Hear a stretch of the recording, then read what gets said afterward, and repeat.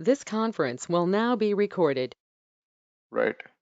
So we have seen yesterday like all day-to-day operations, moving a database from on-prem to cloud, cloud to cloud, cloud to on-prem, using different methods, and each method when do we use. We spend a lot of time on that. So let's move towards security. So to understand better security, first I'll come through the network so that you understand better how we can secure the SQL Server in cloud. So everything is secured that I discussed, right? So everything is secured, but whether you secure or not is another part. Azure is securing your everything that you create in the cloud, but how well you secure on top of it is another big point we need to consider. So let's go through the infra integration side first, then we'll see towards the product. Okay. So I'm going to create a SQL VNet. So we discussed already, right? How we can create a VNet, subnets, how do we segment the subnet into networks. So now I'm creating one private network. You can only create private networks, not the public, right? So /16, this is one of the network. I'm adding one subnet. So I'll tell you why I'm doing all of this. So this will take some time to prepare it and explain. So let's prepare the infrastructure first and then talk about it, right? Right. So I'm creating one network and I'm one subnet in it with the 172.25.1.0 subnet. Now I'm going to create a VM to discuss about the networking side. So first network layer. So you have to reach the service to do the authentication. To authenticate it first, you need to reach the service. How do you reach it? That's something you need to know. So first I'll create the virtual machine, then SQL service, and then we'll go step by step to understand what are the different layers to reach the SQL server, to protect the SQL server we have it. So every option has its own, use cases. They have created many options, but every option has a use case. You should not blindly open everything that you have. Okay, we discussed all of these options already, so I'm straight away creating the VM.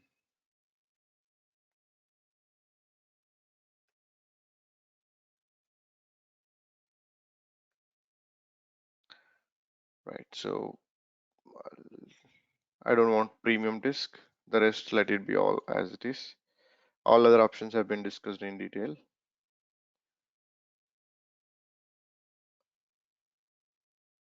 I should have seen this machine is creating into the network what we defined. Anyway, let's see. Creating new network. Right, so now I'm going to create a SQL Server service. So this should have a lowercase letters and it should be unique throughout the globe, on the Azure globe. So create anything that you create near to your operation center all the time. And SQL authentication and use only Active Directory. And this Active Directory part I'll cover in the next class because first we'll go through the basic side and use both. You can switch at any point of time. So what is Azure AD admin? How we can map it? How do we create a user if you wanted in the AD and map them? So all that we will cover in the next class. So let's go with the first option. I'll authentication modes. I'll talk tomorrow. Why? Because today we will go through a very basic thing, which in turn goes towards communication side and account side. It's not about the authentication. Authentication I'll cover tomorrow with the AD authenticated accounts. Okay, so this is a 2 days topic. Security is a little big topic basically for us. It's a quite different thing in the cloud. It's not like on-prem. So I'm not opening any firewall here. Yes, no has a lot of meaning in it. And Microsoft Defender, when do we enable the Defender and what reasons? We will see it today. And this Azure Defender I'll cover day after tomorrow, mostly after security. So then you understand the Azure Defender. But networking side will start today itself, right? So now if you go to the VM, it is still creating, okay?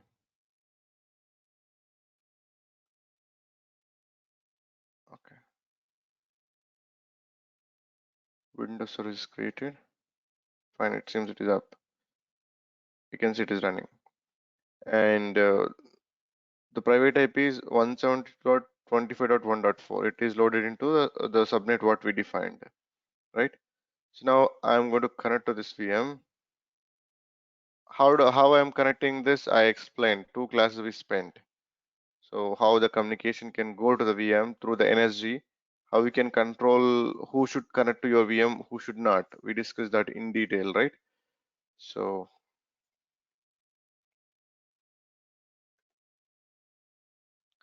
right. First, I need SMS on this machine to talk about the communication side.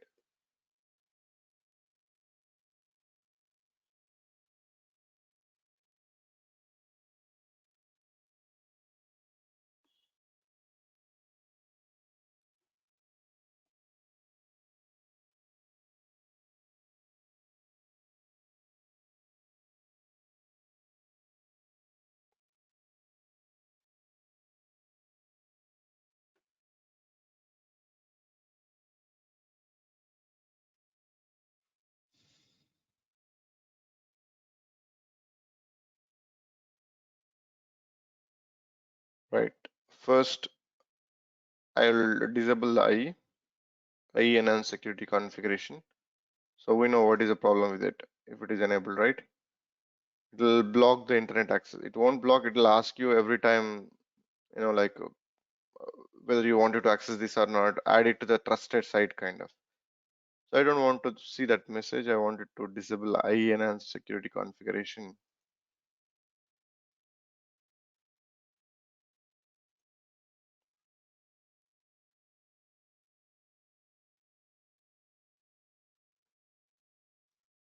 Hmm, Seems it got closed.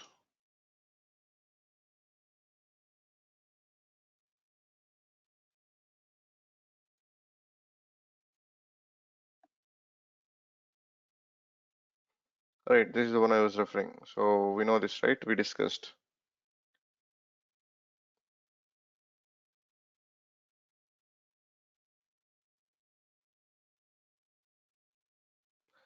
Right. So now I'm going to go and install SMS and let's install and then talk about it.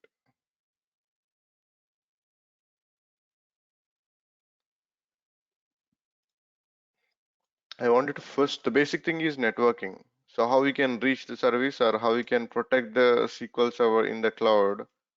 That is the first thing in terms of network layer side.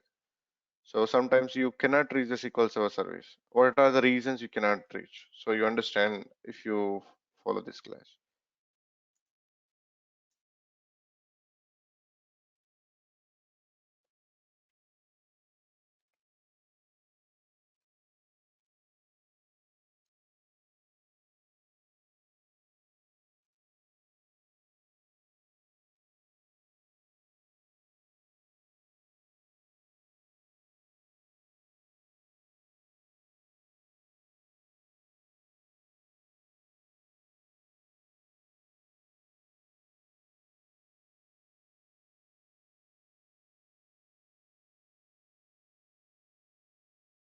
Right, it is downloading. I'll hit the install and then come back to other discussions. This would take some time, right?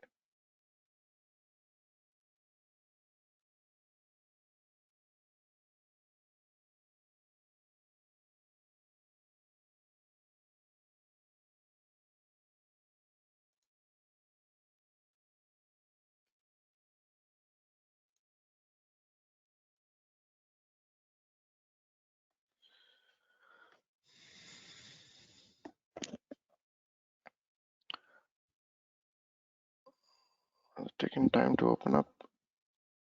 All right, right. So let's come back to the SQL. So here, the SQL Server is completely locked for any of access. Like no one can connect to the SQL Server as of now. No Azure, no like public point or no network can connect by default. You are allowing what you wanted to allow.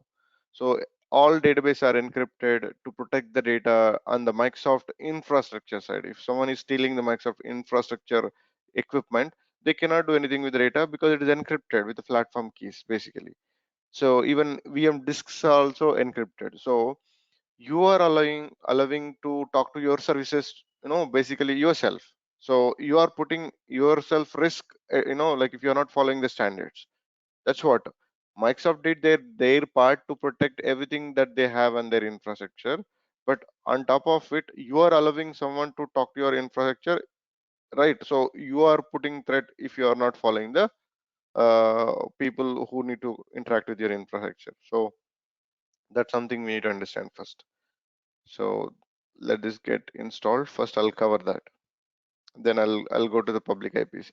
See, there is something called public IP concept. Generally, we don't open the public IPs. Generally, we don't open 99%. 1% probability is we have a lot of, in fact, 70 plus PAAS SQL servers in our environment.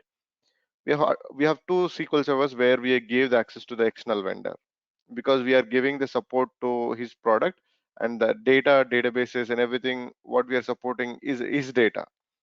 So what he wanted is actually from one of the database, he wanted to access the new data every day it is coming, and he wanted the reports and all that. He has his own SQL DBS again. So he wanted to take the data out of the database on most daily basis. So we cannot directly integrate his network with our network. We only wanted to give the access to one of the particular server where it is communicating and fetching the data.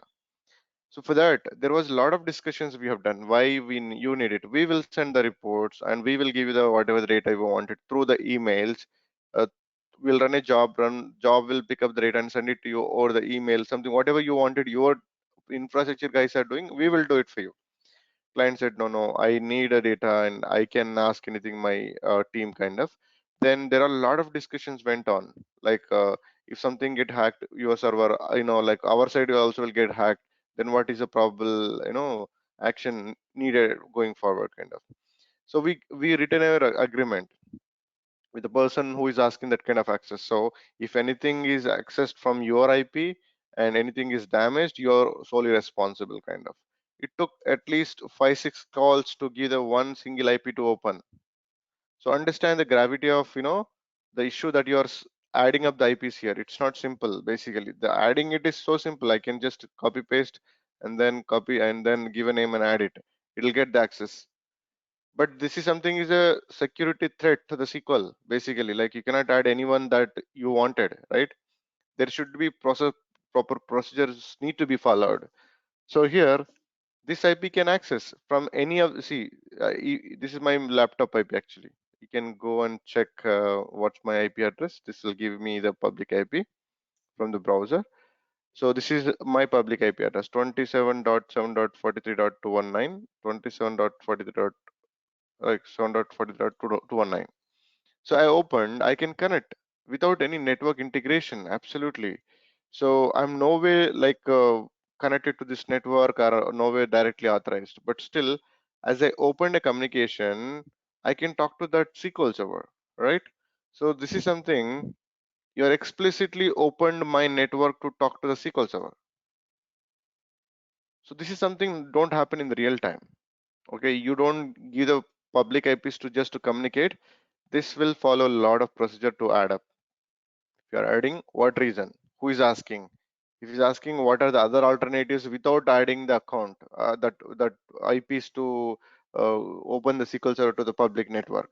So there are a lot of questionnaires basically we need to answer before we add it. Again, why Microsoft created this when this is a security loophole?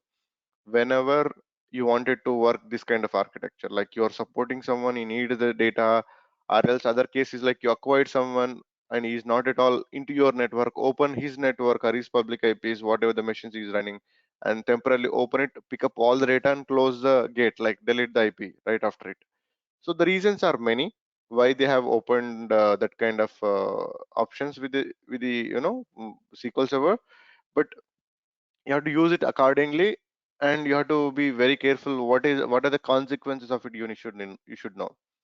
So from local IP I can connect. No one can connect. If you try to connect to this machine, check it out, you all cannot connect because your network is not allowed. Only mine is allowed because I added my IP. Okay. So if you wanted to connect to this, just I'll give a username password. You can try it out. You cannot connect. This is username and the password is this. You all can connect. You cannot connect. It will throw the error. What is error? The server is not reachable. You cannot reach.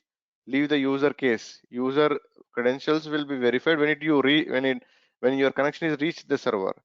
So it won't reach by default because here only whitelisted IPs can come from the external world. Now, within the VM, which is in the Azure, which is in the same cloud, does it talk to your SQL Server straight away? No, it won't. So I'll explain how you really secure in the corporate your SQL Server. It's a PAAS SQL Server. VM side, you no need to worry. It will come through the energy and everything by default. But PAAS SQL Server does not come. You have to integrate it manually. So how you can integrate, how you can protect, we'll see in practice. Follow this. This is the first layer of security of the SQL Server first. Next, we'll go through the user, right? You need to go to login, then permissions. Those are all different layers.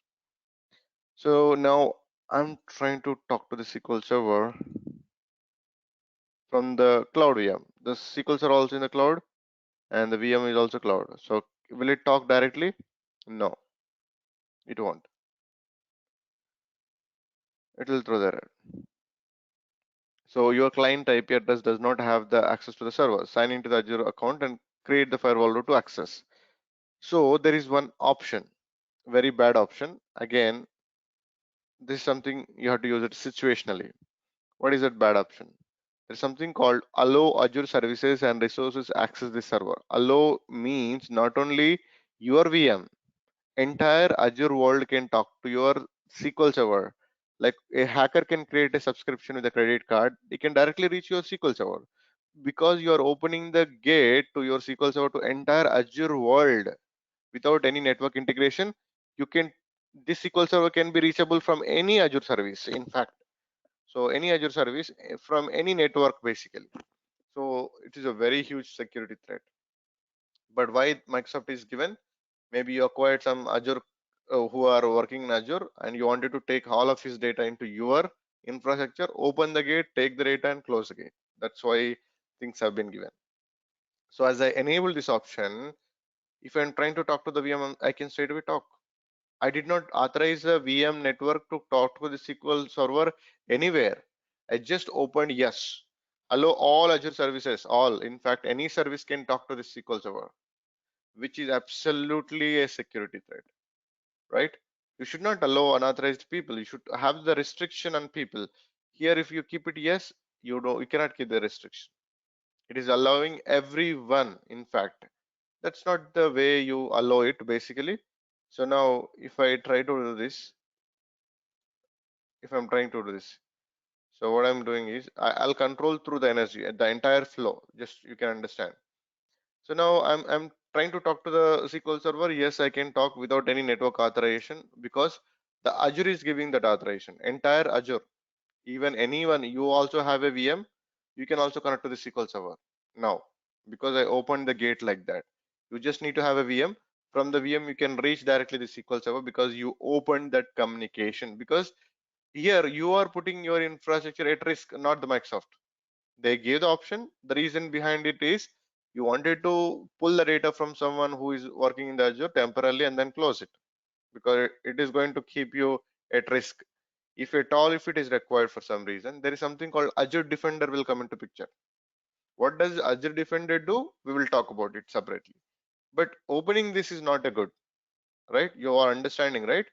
A VM without a network authorization can reaching the SQL server is not good. So I'm disabling it. How do I reach it then? Securely and without any violations of the security. So let's talk about that. Can I connect now? You cannot.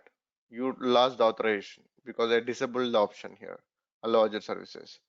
So if I cannot talk to, then what is the other way of securing your SQL server? Absolutely, is you need to add only the existing networks, which are backend networks. Only you can talk to backend network. They only can talk to your SQL server. So let me explain our architecture, what we follow. See, we have Azure Cloud, okay, and we have a PAAS SQL servers here.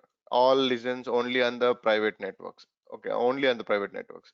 So I'm working from home. How do I reach this PAAS SQL server to do the administration day-to-day jobs? We have the three VMs for DBAs. So these are all gem host for us, basically. For anything, not only to the SQL, anything we wanted to talk, first we will go into the gem host, and then we connect to VMs, we'll connect to PaaS SQL servers, anything that we wanted to do the administration, the cloud infrastructure side, we enter into the gem host and then talk to the backend infrastructure. So you first do the VPN. I covered how do you create a VPN software, how we can talk to the backend networks using the VPN certificates. I explained clearly step by step in the infrastructure. So you'll do the VPN, you'll connect to one of the backend VM, and from that VM, you are making a connection to the backend infrastructure in the backend network. Fully, you are secured. Okay, you are absolutely authorized to access everything because you're coming through the private networks in the background. So anything that we wanted to reach, we will reach from the gem host. All the PaaS SQL server, we will access from the gem host, and from the laptop directly. I cannot access this. There is no network authorization. You enter into the VM because you're allowed to enter into a VM only. From the VM network, you're allowed to enter into all other backend networks. Catching the point?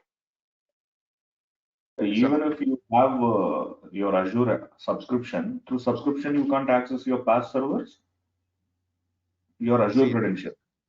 you can access in the portal, but if you wanted to talk to through the SMS, you need direct authorization, right? Portal you can access from anywhere where you have the internet.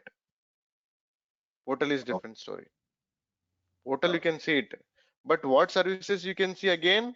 What is allowed on the network? I discussed that during the storage account, if you remember. I allowed only the specific network, and that network only can access the portal, that particular feature. From the VM it was accessing, from my laptop it was not accessing. When I was talking about the storage account, I talked about this. So you cannot access everything from the portal also, as long as your network is not authorized in the background. You can recall, right, that I discussed during the story account. yeah. Okay. So now, what is the conclusion here is, guys, we have to use the existing networks to control the traffic. So VM is in one network, the same network I'm going to add it to the SQL server. So we created one network called SQL VNet, one subnet called subnet 1. I wanted to add this network to the SQL server. Okay, so I'm enabling it. Click it OK. Take some time to enable. Wait, it takes a minute to get enabled in the background. So once it is enabled, the VM can talk. Now it is not talking because it's not added yet. Okay, take some time.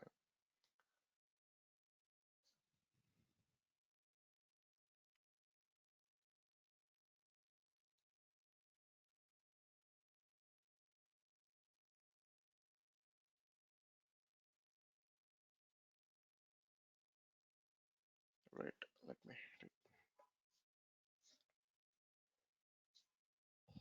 So we can control the SQL Server access through the public and Azure network and local network. There are three layers. So always you opt for the backend private networks. Don't opt for the Azure, opt for the public IPs, but you have the option to open it temporarily if required. So this network is added now. So the same thing, if I'm trying to talk, I can talk. It is going in the same network. The SQL actually is integrated into the same network where the VM is created. So 17.25.1.0, it'll listen on this traffic, and the VM is actually, it is in the same network range, right? The VM is in the same network range. In fact,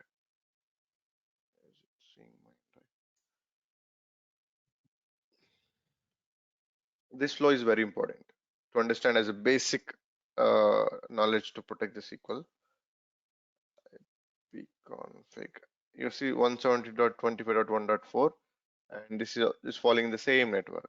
So this network only can access the SQL server, no one else. So that way you control the access to the SQL server. What are the backend networks can communicate? this public IP, I'm just giving it, there's no other option to connect from my laptop. Generally, you don't add a public IP. Just I gave the best example. In our environment, to open one public IP, we had a lot of calls. Even we have written an agreement. If something is compromised from his server to our server, we are not responsible because it is his data, basically. So if attack comes from his server to the SQL server, then we are not responsible. Kind of agreement they have written, then they open the public IP. See the gravity of the situation. I mean, you should not just add it as it is. Like people are asking, you should not add it.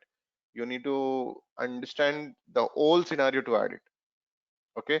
And this one is one click away. These are all one click away jobs, but they have a lot of complications basically behind the scenes. You should not just add it. You should not. So if I keep it yes, entire Azure world can talk to. That's not good at all, right? So any questions on this now? Controlling the communication on the private networks, controlling the communication through the public IPs, controlling the communication through the entire Azure world. These three layers you absolutely should aware of. Can we go back to the diagram? Mhm. Yeah, so like the network which you have enabled now is these three VMs, right? That's correct. So the VM, Yeah. the VMs, whatever you have it, they are loaded into one of the backend network. It's mandatory, right? The same network you integrate these services also. So this network will talk in the background. So these VMs are all are in the same network. They'll go and talk to all the services. That way it is. Okay, so rather than directly accessing these PaaS servers from Azure portal, you are first entering the VM, and then from the VM you are accessing the PaaS servers. Right. That is a secure way of making SQL Server connection, basically. That is a more secure. No one can hack. You're keeping behind the firewall, kind of. No one can enter into that backend service, right? As long as they cannot talk to the private IP. They are not. They should be authorized through the VPN. Then only they can talk to the private. That I talked about. How VPN can add up your private IP to your machine. That also have shown everything. So this is something is protecting your SQL Server absolutely well without any security risks. So adding this one, opening this one is definitely a security risk. Is it clear? Yeah. Everyone, please let me know if you have questions. Adding the public IP is just simple. Copy paste. You can give a range of IPs also. 27.7.43.2192, 27.40.21254 up to. Maybe you wanted to add all the range of hosts, you can add it from the public side also. But generally don't add it public IPs. It is not recommended. It is given for lift and shift purpose. So the good thing is here is you have some client somewhere in the world, you acquired this business, and is actually having its own network and all that, right? So you wanted to migrate this data to this one. Temporarily, you'll open his IPs here and the SQL Server firewall. You migrate all of the data and close the gate. So basically, these options are given for temporary use, not for the permanent solution. You wanted to open it and take the data and close it. Even this one also, you should not open it. If you open it, what happens? The entire Azure world can talk. So a hacker easily can create a, anybody can create a subscription who has a credit card. So can create a resources. They can talk to your service. If they are reaching your service, they can hack it anyway. That's how. So things are complicated. Just to be aware of all of this. So If if we have a secondary server which we are using for BI purpose, mm, mm, so and we are just giving access to that server. Anyways, it's not a production server. It's just getting the data from the production server, and that BI server is open for this network. So okay. is it still a security threat? See, they need to run anything on the BI. The BI will contact the backend. Okay. So the BI control, I mean, who are accessing, what accounts are accessing, what their privileges, the account, what is hitting the SQL server, what privilege it has, that matters. If I had a higher privilege, if they wanted to damage, they can damage. If they have read only, that's good enough. If they have a write permissions also, the BI can be reachable from the public facing internet. Maybe someone wrong person can hack it and they can do the bad thing. It is possible. The account, what is the BI is calling to the backend, that matters. That privileges matters. Okay. Getting my point? Yes, yes. Okay. Because there is a risk involved. If you are exposing a server to the public internet, good enough, and they cannot reach, anyone cannot reach this backend. Only the BI is a mediator. The BI is talking to the backend. When it is talking to the backend, there is an account which is talking to the backend. So if if they know that they can damage something using that account, they can damage. If it is read only, they cannot damage. They can only read it. Read is also damage. Like your data is going into the wrong people's hand, then you're doing the damage to the company already. Yeah. So Okay. yeah. So now, three layers of network. We have seen that local network integration is the most secure and highly recommended. And public IPs are something you wanted to open the communication temporarily, pick up the data. If you wanted to open permanently, there are a lot of procedures you need to follow that must be known to you. And opening this is absolutely not recommended. Open it as a temporary case if you want, for picking up some data where there is no integration from Azure to Azure. Open it and then do what you wanted to do and then close it. That way it is. So that's all about towards network side. Let's move towards SQL side. So to talk to the SQL server, I can reach my in this SQL server good enough, but I need an account to talk to. Though my network is reaching, I need an account to reach to authenticate with the SQL server, right? So I'm connecting using the Ravinder. There is one account which comes as a SQL account on the PAAS SQL server as a default account, which is I given as Ravinder. You can give any name. So when I'm creating the SQL server, when I was creating the SQL server, you must give one account, which is an SQL account. See here, SQL admin login. You're giving one account. This is an SQL account. This account will get the sysadmin privileges by default. It is like SA account in the on-prem mixed mode authentication. When you install the SQL Server in mixed mode, there is an SA account. SA account will get the by default sysadmin. It is equivalent to that. Okay. So now I got the network authorization with my public IP on the SQL Server, and I got the authorized user to talk to, right? So what left is what I can do, what I have to do is left. So as I have a sysadmin privilege, I can do anything in fact, basically. So now I'm going to create some databases quickly, and then let's talk about further.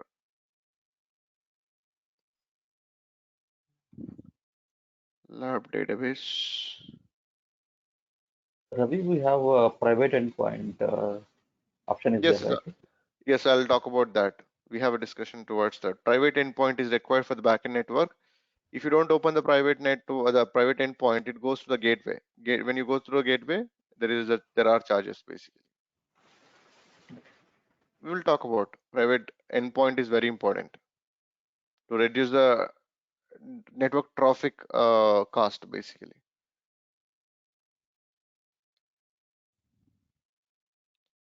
Your SQL server goes through the by default. I can ping the SQL server. Let me show you. SQL server also have a public IP in the background. Actually, that's why it is actually you're able to reach the SQL server directly with the public IP to public IP because it has some public endpoint gateway.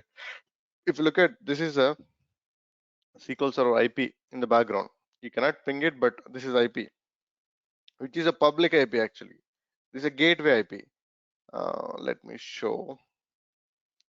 You brought up this point, so SQL Server, SQL Server Gateway, Azure West India, right? West India. They have their own set of IPs open region wise, where we are West India, right? All right, here it is. Once here, these are the gateway IPs. If you look at this, come on, gateway IPs for the SQL Server. So SQL Server, I can talk to with my public IP, Public IP, the target side also, you need to have a public IP. Then only they will communicate. You cannot go to the private network, right? The SQL Server also by default listen on the private IP, public IP basically. That is why you are reaching it. So every connection, even if I go to the VM, if I ping that SQL Server, it is listening through the public IP.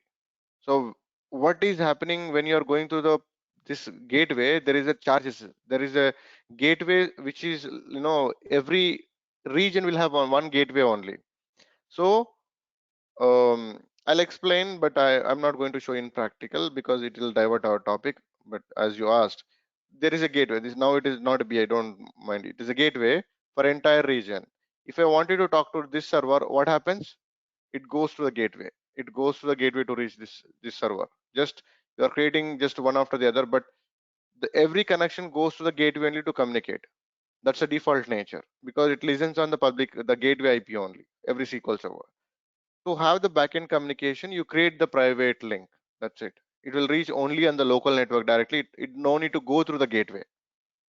That is the purpose of the gateway for the SQL server. We will see that. I mean, private endpoint discussion. Right. So you see this one, right? 104.211.160.8. The where is West India region? Same thing was showing up, right? Quickly. Right here it is 104.211.160.80. This is where it is listening. See, these are the gateway IPs. It listens all SQL Server services. All, in fact, all PAAS SQL Server go through that gateway network. So that can be even slow also. Why? Because there are many people are hitting the same gateway to reach into that region basically. That will be redirected to respective environments. But this is what the traffic will be received. And many people are using the same gateway.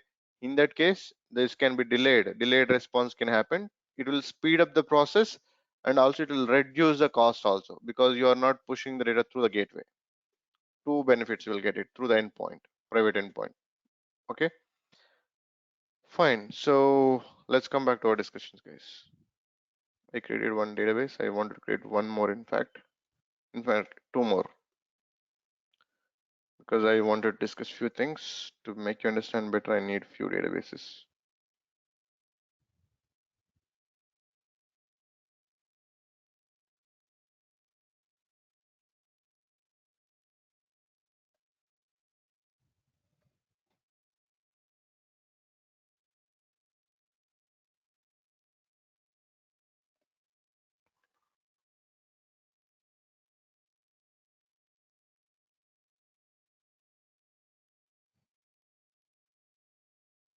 So we discussed all of this: DTUs, EDTUs, and purchasing models, vCore purchasing model, and DTU purchasing model, all that, right?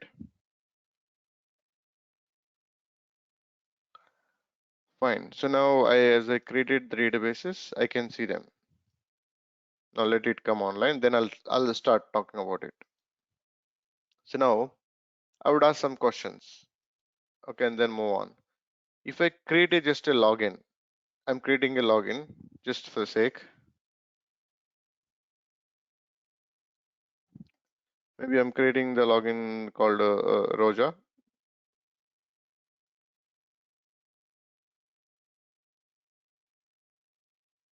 Right? I created it. Can Roja can connect to the SQL server? Yes or no? I mean, I have a login. Login can talk to a SQL server if you have a login in the list. Let's try. So question: what happens in on-prem? On-prem, she must be able to log in. But in the But cloud, here, she is not have access to the network, private network. no, no, So no. Network won't come into picture. The same machine, right? She's making a connection from the same machine, kind of thing. So principal not able to access a master data. This is a different story. So if I create the same user in the on-prem, on the It will on-prem able SQL Server. to access the server but not able to open anything. Just log on that server. Right. Well, yeah, we are only trying to talk about connecting. What can do an account is a next level discussion. So now Roja can talk to this server, right? So, but whereas the Azure PAAS SQL Server, I created the same account, right? I have created a login called Roja here. She can talk to the server with her own account. But here in the PAAS model, if I'm trying to talk to the duck server with the Roja account, it is not allowing. There is a reason I'm going to talk about, but it won't allow by default an account. Having a login doesn't make any sense. You have to map on particular database or through the master database. Right, what it is saying, it is not login failed. It is saying that the server principal Roja is not able to access the database master under current security context, cannot open the default database which is master. Okay, the default database where he's trying to hit is actually master anyway. She'll go into the master. She cannot open the communication basically. So now why she cannot open? That's the point. In the cloud, there is no guest user support. If you go to the on-prem, if you go to the master database, if you open the security, there is something called guest. What is a guest user? A guest user allows every login to talk to the database. Guest user is a guest kind of thing. Every login can talk to the database without an implicit, user mapping. You don't need to have a user mapping. Every login can come and talk to master database and verify their credential and make a connection. But whereas in the cloud, there is no guest user concept kind of. It won't allow any guest users in the cloud. There is no guest user support at all any of the database. Guest is disabled. If it is on-prem, if I look at the security guest, I cannot disable the guest user in the master database basically. Okay. So how do you disable revoke connect? You don't have wizard for that from guest. So there are two databases you cannot disable the guest in on-prem. One is the tempdb, second is a master database. If I run this one, cannot disable the guest user in master and tempdb. It is clearly written. So every login, they are able to make a connection to the server when they have a login because they are able to talk to the master database and verify their credential and make a connection.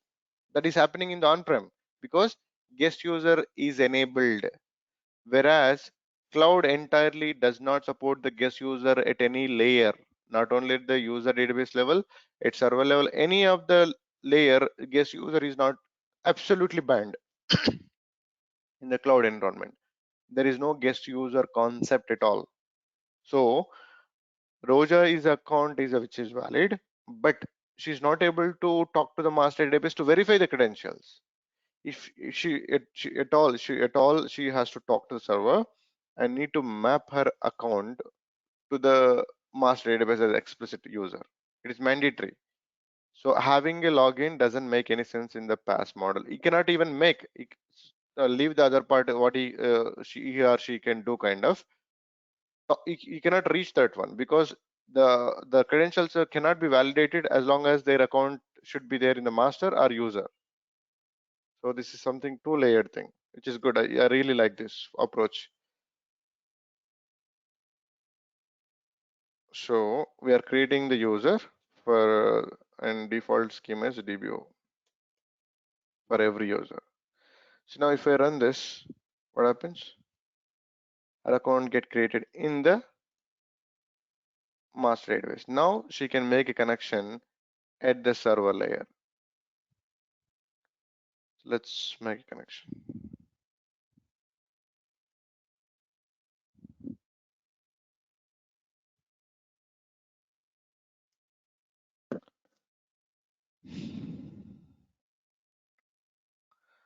Now she can talk to master database, verify her credential, and then make a connection and see all databases.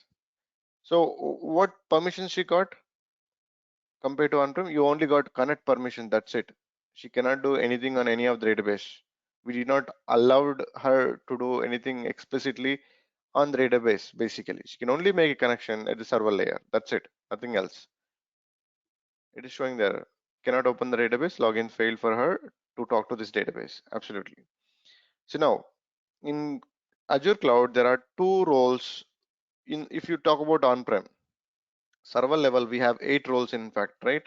We have server level roles, which are 8 roles: bulk admin, DB creator, disk admin, process admin, security admin, server admin, setup admin, sysadmin, all that. In the cloud, you don't have all of this. To give any privilege to any SQL account, you can only give a limited privilege. You cannot give a sysadmin. There is no sysadmin account which exists as a SQL except this one. So now Roja can create a database. Let's give it a try. She cannot. She don't have that privilege to create a new database. I'm going to give the privilege.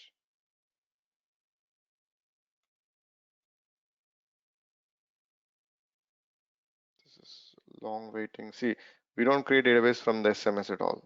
As a DB also, you only create in the portal generally, but you can create from here also. It is possible.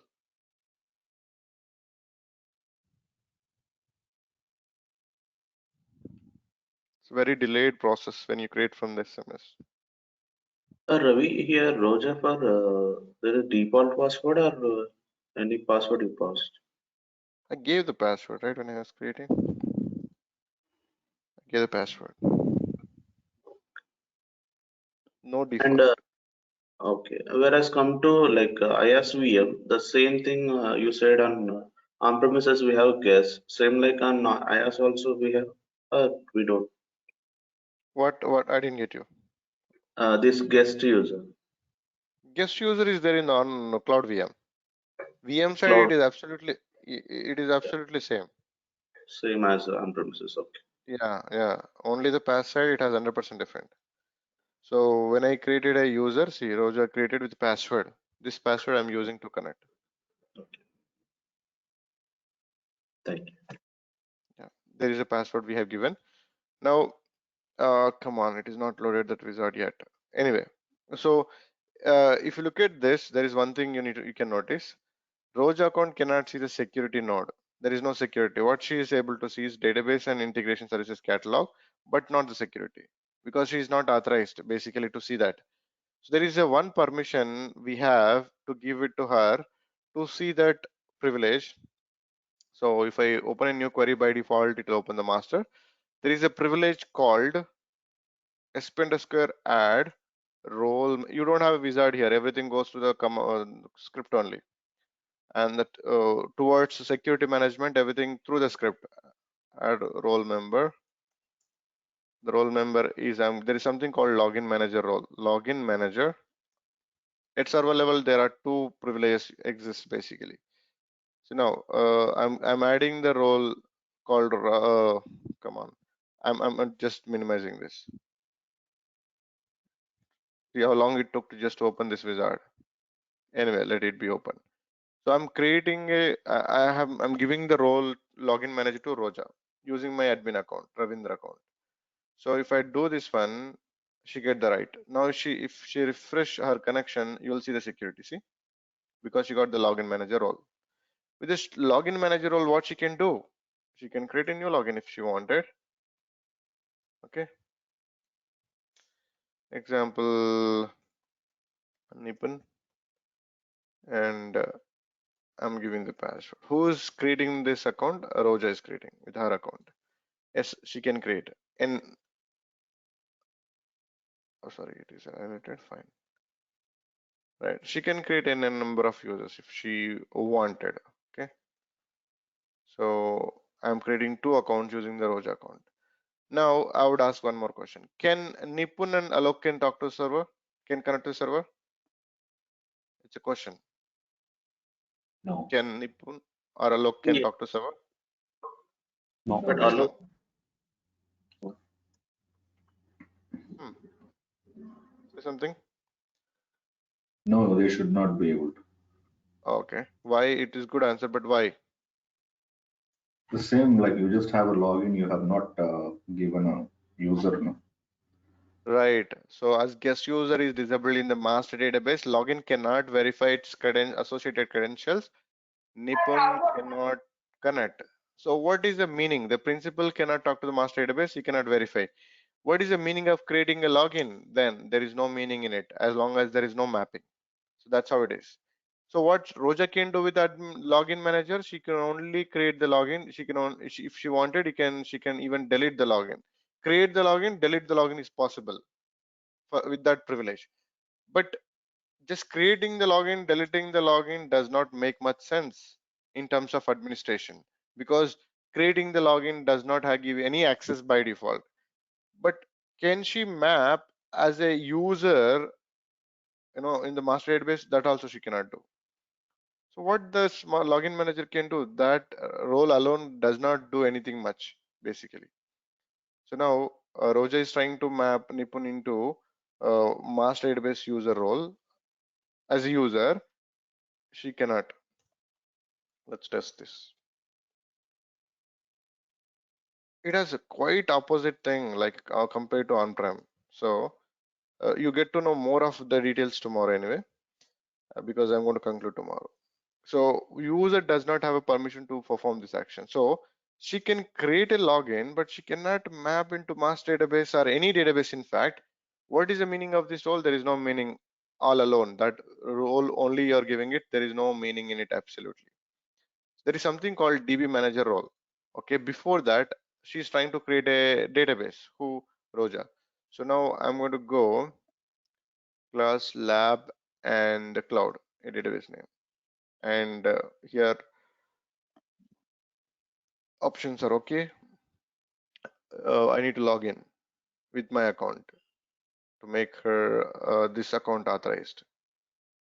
First, you need to be authorized user to create it. It will verify that you are there in the company, though you are using a skill account.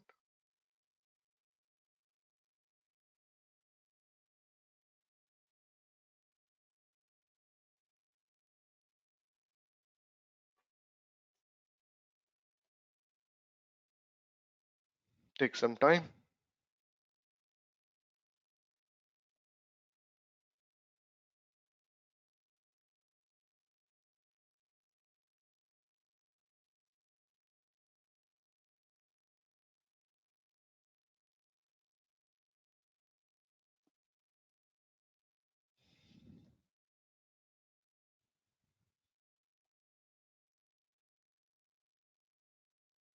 It will authenticate. It's taking time, right? It did the job. So now I'll go to the basic tier, 2 GB, and trying to create the database with the Roja account. So what happens? She don't have privilege to do that. It will throw the error.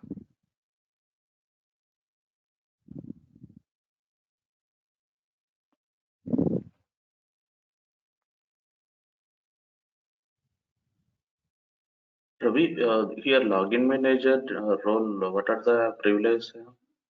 There's no privilege except creating a login and dropping the login. That's it. That's it. Yeah, I have the document. I'll explain with the supporting document. Don't worry. So create database permission denied. Right, she don't have that privilege. So what privilege I need to give to create? There is something called the DB manager role. DB manager role. So creating it. So now Roja can create a new database. Okay, because she got the privilege to do it. So I'm creating a new database. She can create any number of databases on that server, because server is giving that privilege to do it, and that they will create in the backend, and the billing will start as soon as the database are created.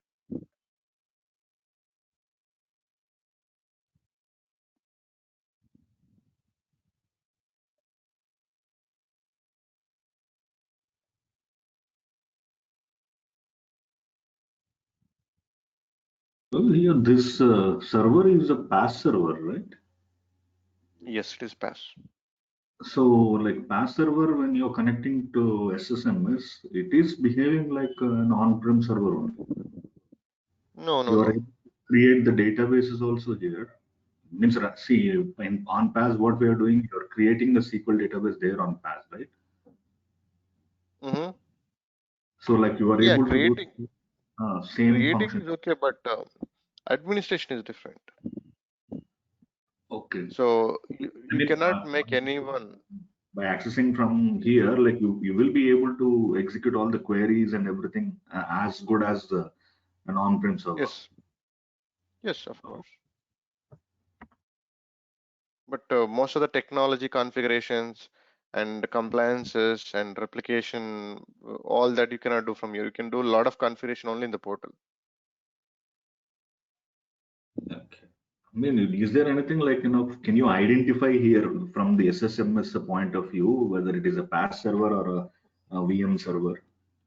You can Any, Name see it. this dot database dot windows dot, always it will follow like this.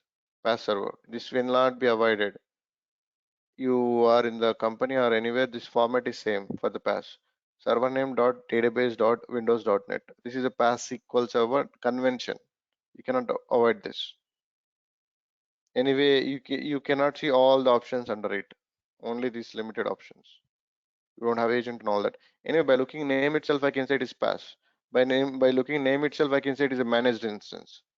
By looking at the name itself, it says a VM server. That way.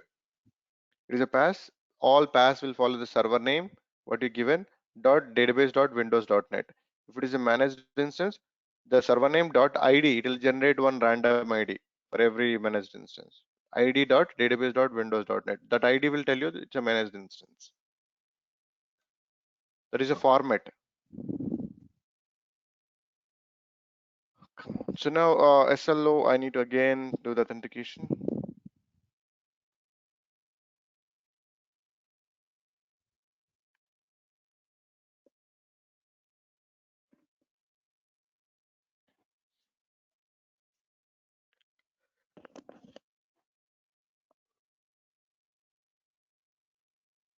Right, it is detected, right? So now I'm creating a basic with the 2 GB. Now she can create a database.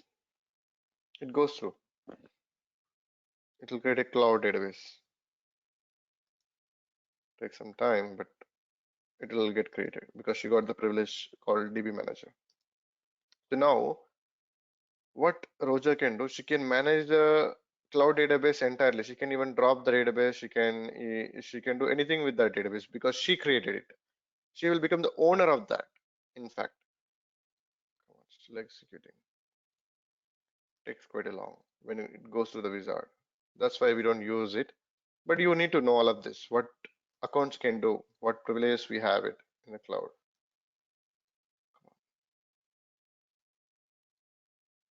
It's taking really longer.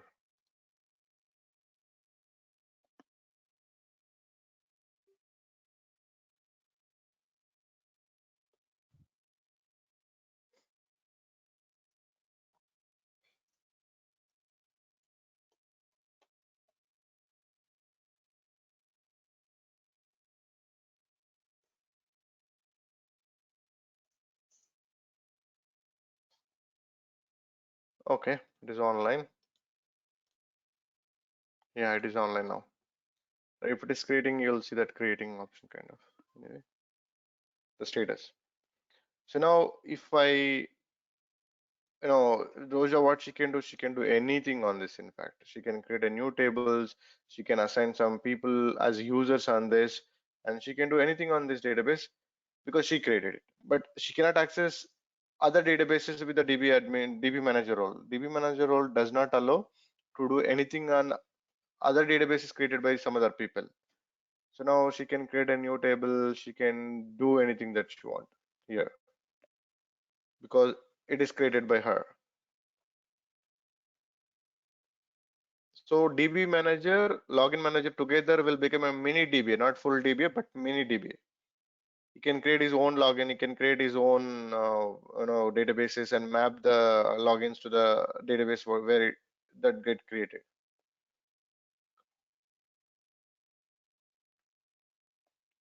Spinning the wheel.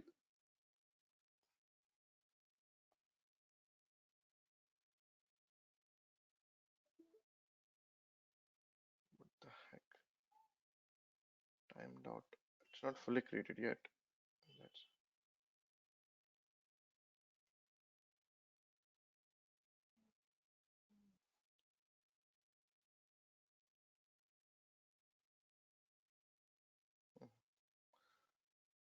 name.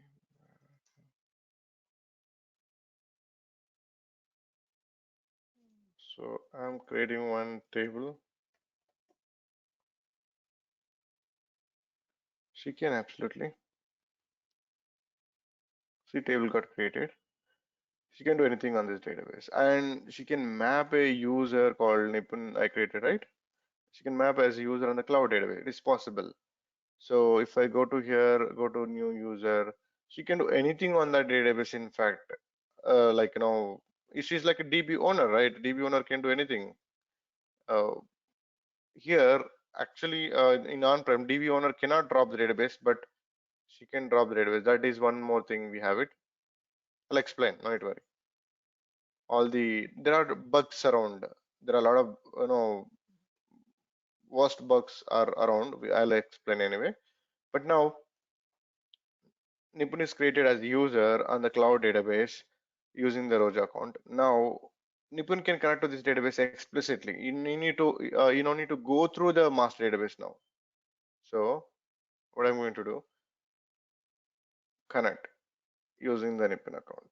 So Nipun only authorized to go through the cloud database. So is password tested 81234.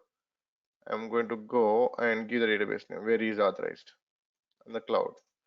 So this is called contained user concept generally, right? You have it. Anyway, this mapping is done. It's not contained user. Contained user I'll explain tomorrow or today if possible. So you are connected to cloud database and connecting it.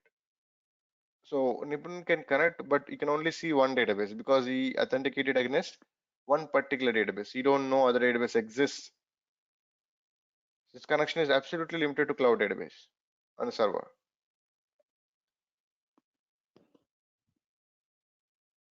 Now I'll conclude the roles. Just a minute.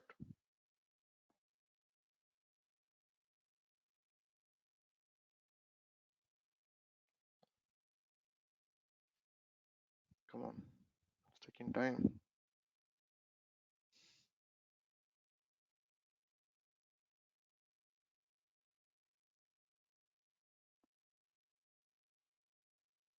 All right. So what you can see only cloud because he authenticated against to one database only explicitly. You don't know other database exists at all.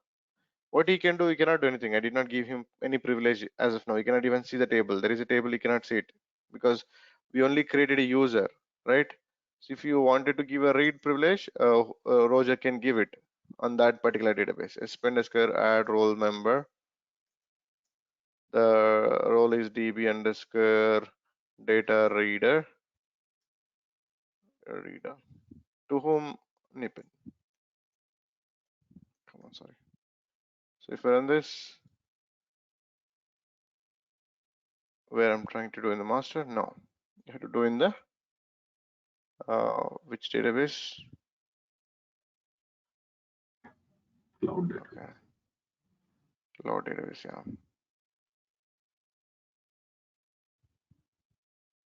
All right, it is done. So now Nipun can see the table as he got the read privilege. He can read only, of course.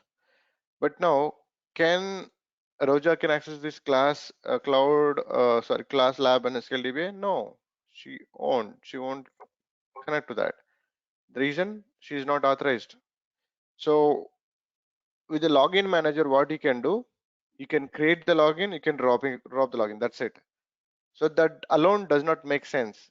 But if I give a DB manager, login manager, with the DB manager, one can create the n number of databases as per the requirement. With the login manager, one can create n number of logins and map it to the database where he created the database with the DB manager role, not the other database which are created by someone else basically. So this is what is there. Can Roger can delete this database, cloud database? What do you think? In on-prem, Yeah. you cannot as a DB owner. As a DB owner, you cannot delete a database in on-prem. But in the cloud, she can delete because she created it. It's possible.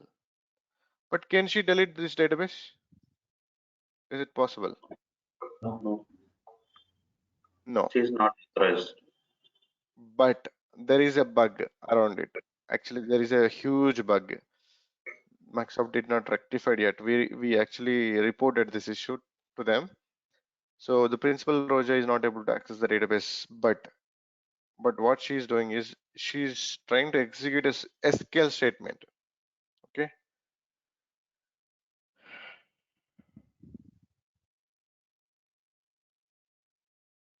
SP underscore.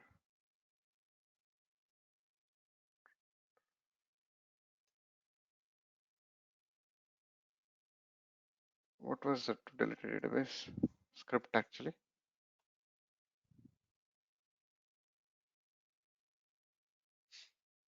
Hmm. Sorry, forgot. Dropped database name, right? That's it. Yeah. Database. Yeah. Fine. Sometimes mine won't work. It's usual. So now I'm disconnecting Nippon. Nippon account not required anymore. So Roja is not able to access this database, not even delete through the wizard. But let's quickly. This is a bug. There are many bugs which are very dangerous bugs we have around in the past. So it was failed. Now drop database name is maybe lab. I'm giving as lab. If I run this command, database is will dropped. So she cannot drop through wizard, but she can drop a database through the command with a DB manager role. It's a very, very dangerous bug actually. In fact, this shouldn't have happened, but it is there since very long. I don't know why Microsoft is not rectifying this. So now a database you have in the cloud, I don't want get it deleted. So what is the method we have to not to protect? I discussed this. There is something called lock. So class and SQL two database you have right now. And the class, I am just locking the database. What is a lock? Hmm. As long as lock is there on the database, you cannot delete this database irrespective of the privilege in the cloud. It doesn't matter what privilege you have. As long as the lock is there, you cannot delete the database, in fact. So, but what it is saying? Please remove the lock and try again.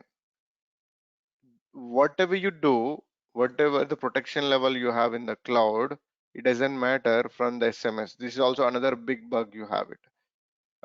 I'm deleting the class database. It is protected, fully protected in the cloud, which is a lock, but still lock also cannot actually stop to not to delete a database from the SMS. Not about the privilege, I'm talking about the deletion of a database. So giving a DB manager is a very dangerous. With the DB manager, entire server can be destroyed irrespective of the protection that you have it. If they can execute a command to drop the database. So every database can be deleted, though it is protected, not protected, though she cannot access it, but still you can delete a database using the command. It is possible with the DB manager role. This is one of the biggest drawback, I would say, biggest bug still around. You have the database protected in the cloud, but it could not protect it because it is executed through the SMS. Getting the point what I'm trying to stress out here? Confused, followed, say something. Yeah, one thing. She can execute other queries except drop and this one. No. That's Except drop, she cannot even access, she cannot read, she cannot do anything on the database except drop because she's not authorized to connect. okay. Using DB manager, this is what she can do. Drop. Drop, that is something a bug actually. This shouldn't have happened. This is there since very long. We had a one call. We showed the demo also with our pre-prod. They said like they look into it. What they are looking into, I'm not sure, but it is long ago we discussed this thing with them. So now come back to document. So there are security levels are first network, then server. Okay, first network will give you protection within the networks, and from the public network also can access it. From the entire Azure network also can access it. There are three things you have towards networking. Once one of the network path is cleared, then login concept. With the login, there are two privileges in the cloud to give it. You might be having a question. All people use only one account to do the administration, which is the default, which get every privilege? No. AD accounts. Everyone will have like their own accounts like on-prem. That is a tomorrow topic. Okay, we'll see in detail. Microsoft Azure PAAS SQL database security, server level security, firewall rules, login, master database. These are the three things will protect the server. Database level are absolutely like on-prem. There is no difference. Database level, there is no difference except to firewall. We'll talk about database firewall tomorrow. That Security at the PAAS is PAAS, na? Azure PAAS. yeah, of PAAS. course. Okay. That's correct. So I didn't get you actually. What you're trying to ask? No, actually, it's a spelling mistake. No, I just it's PAAS, no? Yeah. It's Oh. PAS.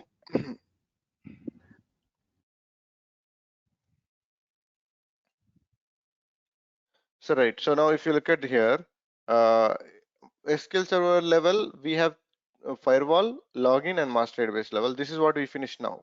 Tomorrow we'll finish this and the other things. SQL Server security first is firewall. Access to the SQL Server database restricted by the IP address of the computer or device requesting a connection. By default, every device is not allowed. No device is allowed to connect.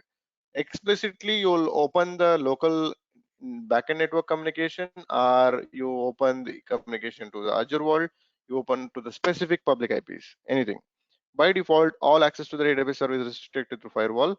Connections originating from Azure allowed optionally by using the allow Azure services enabled option. You can allow if required.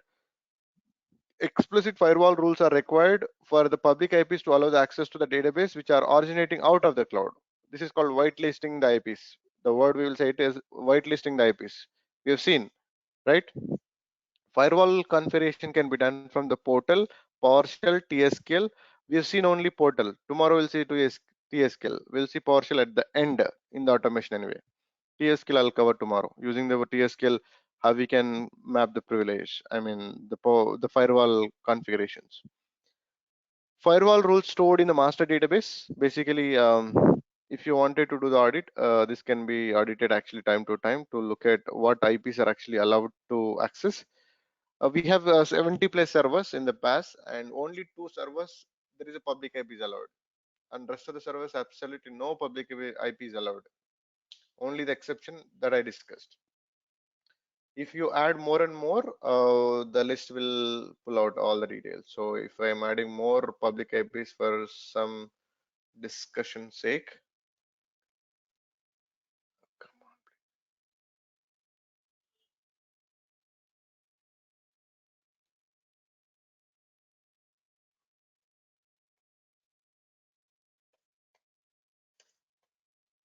Some name doesn't matter. So now I did one more. You get that role. That you'll get that IP details like this. So these are the IPs are added. Why it is added? Questionable thing. It is basically. But anyway, you can find all the details in the master database.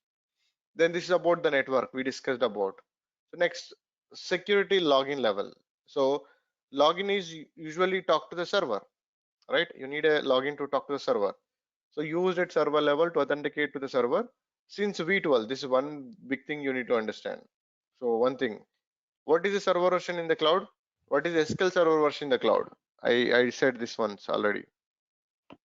What is the PAAS SQL server version by default in the cloud? Latest SQL version. 2019. Latest in 2019 latest patch also by default. But what it is showing 12.0 2014, right? In fact, if there is a code, you will see for every server when you connect this number 15.0 2019. In fact, right? 12.0 2014. Is it a 2014 server? No, it is a V12 version, V12 database version. It's not a server version. In the cloud, you have two things. Database version is different, server version is different, basically. So what is the database version in the PAAS SQL server? V12. What is the server version? 2019, latest, with all the patches. That is what you need to understand, or say if someone asks you in the interview. What is the latest database version in the cloud is V12. What is latest version of the server is 2019. Database version, server version. Database version is something which is actually allowing the latest features. Basically, V11 used to, there is no concept called AD authentication, Azure AD authentication. We used to have only SQL account to manage the SQL server.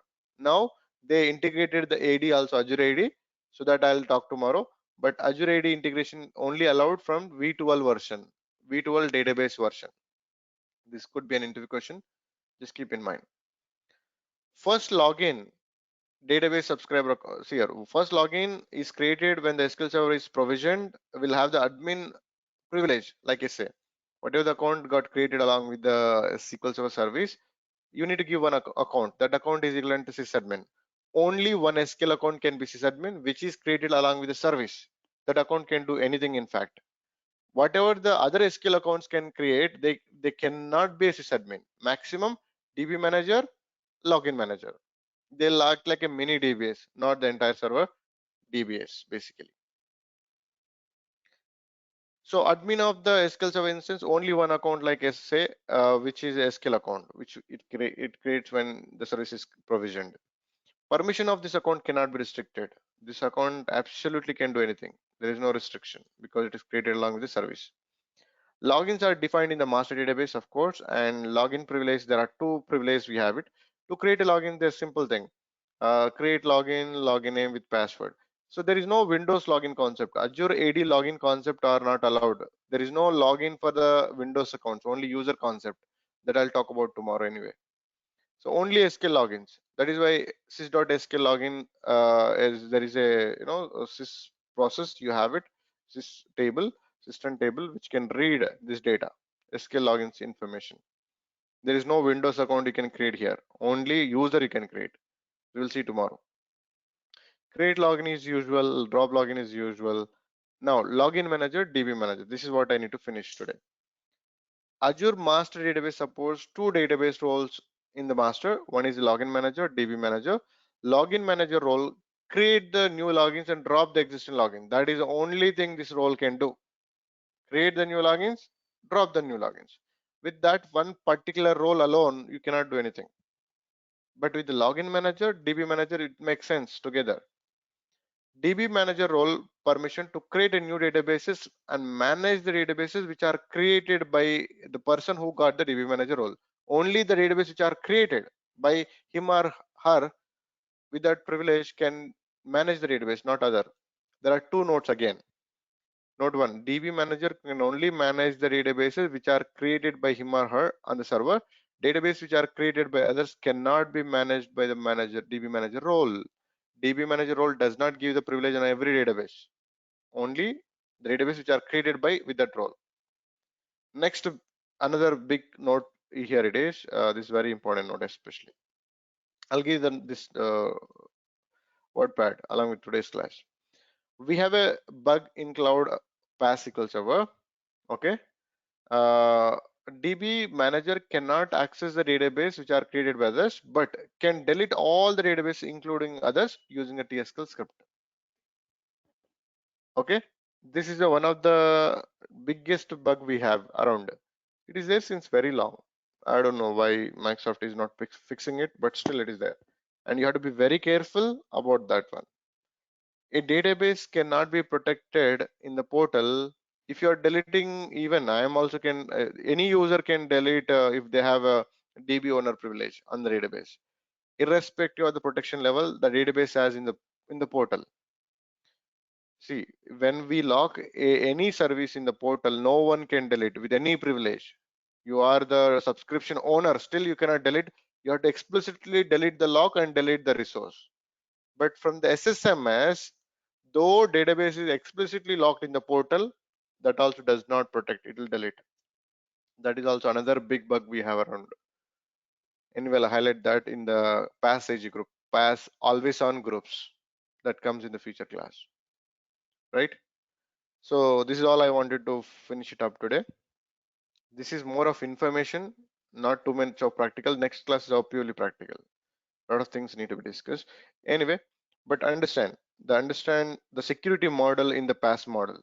It's not like on-prem. It is purely 100% different in terms of privileges, in terms of management of the. It is if as you worked, all of you worked, it is simple to catch, but things are different, not like on-prem.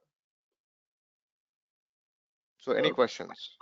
yeah, one question, Ravi. Whereas login manager, DB manager, on which scenario it will help? Like, what is the purpose? Maybe you wanted someone, you have a product manager and you don't want to come to you all the time. You wanted to create his own database and his team details, then you can give it. Generally, we don't give it, but you have the roles, you just need to know. But that is a probable situation where you wanted to give that privilege to some product manager or senior most guy who is there in the product. You wanted to create his own databases, at least in pre-prod, not in the production. Production they cannot do, but at least in the pre-prod, you can give the DB manager, he can create his own database and play around, right?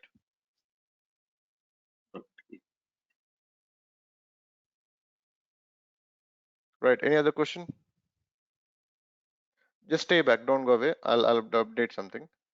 Any questions towards the discussion? Yeah, if one user is there, how can we check like what kind of roles exist? Like, is it through query only? I have the query at the end. I listed out Okay. that I'll discuss. This is a query which will tell you that all the privilege associated with the user. I mean that I'll talk tomorrow. We have that answer. Query also there in the. I mean, if you want me to run, just I'll run it quickly. I'll show you.